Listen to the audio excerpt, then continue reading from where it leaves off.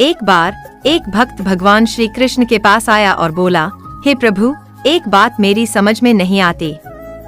क्यों ऐसा होता है कि पापी लोग धन, ऐश्वर्य और सुख सुविधाओं से भरपूर जीवन जीते हैं, जबकि अच्छे लोग गरीबी और दुखों का सामना करते हैं। भगवान कृष्ण ने अपनी मोहक मुस्कान के साथ भक्त को देखा और कहा, इस प्रश्न का उत्तर तुम्हें मैं अपने साथ लेकर और चलकर दूंगा। भगवान कृष्ण उस भक्त को अपने साथ एक छोटे से गांव में ले गए। वहां उन्होंने एक किसान को देखा जो दिन रात कठिन मेहनत कर रहा था, फिर भी उसके जीवन में गरीबी और अभाव था। कृष्ण ने कहा, यह देखो, यह किसान पूरे मन से परिश्रम करता है, फिर भी यह गरीबी और संघर्ष में जी रहा है। इसके बाद भगवान कृष्ण उस भक्त को एक दूसरे स्थान पर ले गए, जहां एक अमीर व्यापारी राजसी जीवन व्यतीत कर रहा था। वह धन संपत्ति से भरपूर था, लेकिन अपने व्यापार में छलकपट और धोखाधड़ी का सहारा लेता था।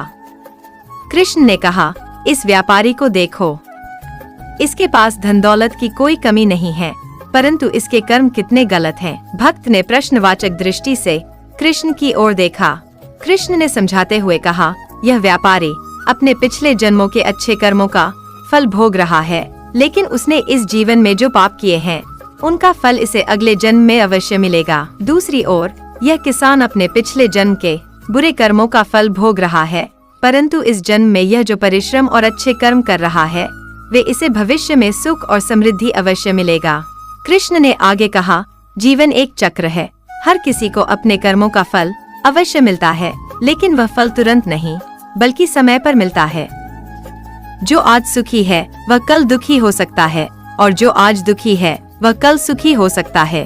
इसलिए केवल अपने कर्मों पर ध्यान दो, क्योंकि भगवान का न्याय हमेशा अचूक और निष्पक्ष होता है। तो दोस्तों, भगवान श्री कृष्ण की इस कहानी से ये बात साफ होती है कि कर्मों का फल समय के हिसाब से मिलता है, लेकिन वह अचूक और निष्कलंक होता है। इसलिए हमेशा ईमानदारी, सच्चाई और अच्छे कर्मों की राह पर चलना चाहिए। याद रखिए, जो सही कर्म करते हैं उनका भविष्य हमेशा उज्जवल होता है। अगर आपको इस कहानी से कोई प्रेरणा मिली हो तो वीडियो को लाइक और शेयर जरूर करें। साथ ही चैनल को सब्सक्राइब करके हमें सपोर्ट करें। मिलते हैं आपसे अगली कहानी में। तब तक के लिए ध्यान रखना, अच्छे कर्म ही सच्ची सफलता की कुंजी हैं। जय श्री कृष्ण। नमस्कार दोस्तों, स्वागत है आप सभी का हमारे YouTube चैनल में। दोस्तों, आज की वीडियो में हम बात करने वाले हैं आचार्य चाणक्य की नीतियों के बारे में। आचार्य चाणक्य की बातें सबके लिए बेहद कल्याणकारी है। चाणक्य की नीतियों पर चलकर कई लोगों ने सफलता हासिल की है।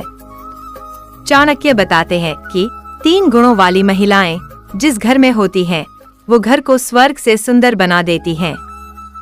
आप भी जानिए वह कौन सी 3 गुणों वाली महिलाएं हैं। नंबर 1, संतुष्ट भाव वाली महिलाएं।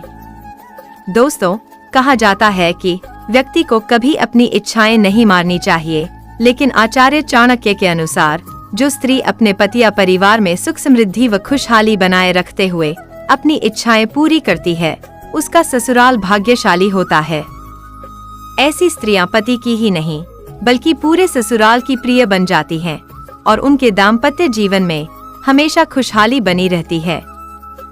नंबर 2, संस्कारी पत्नी। दोस्तों, स्त्री का सबसे महत्वपूर्ण गुण अच्छे संस्कार का होना है। संस्कार के साथ ही शिक्षित होना महिला को आत्मविश्वास से परिपूर्ण करता है। ऐसी स्त्रियां सही गलत की परख करने में सक्षम होती हैं और मुश्किल घड़ी में अपने परिवार को संभाल सकती हैं। संस्कारी व शिक्षित महिला अपने आने वाली पीढ़ी का भविष्य सुधारने और बेहतर बनाने की महत्वपूर्ण भूमिका निभाती है।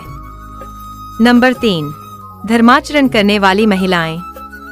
धर्म का पालन करने वाली महिला अपने पति और परिवार के लिए भाग्यशाली होती है।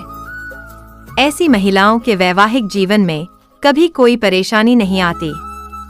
जो महिलाएं धर्म का पालन करती हैं, वह कर्तव्यों से मुंह नहीं मोड़ती और परिवार की सुख शांति का विशेष ध्यान रखती हैं।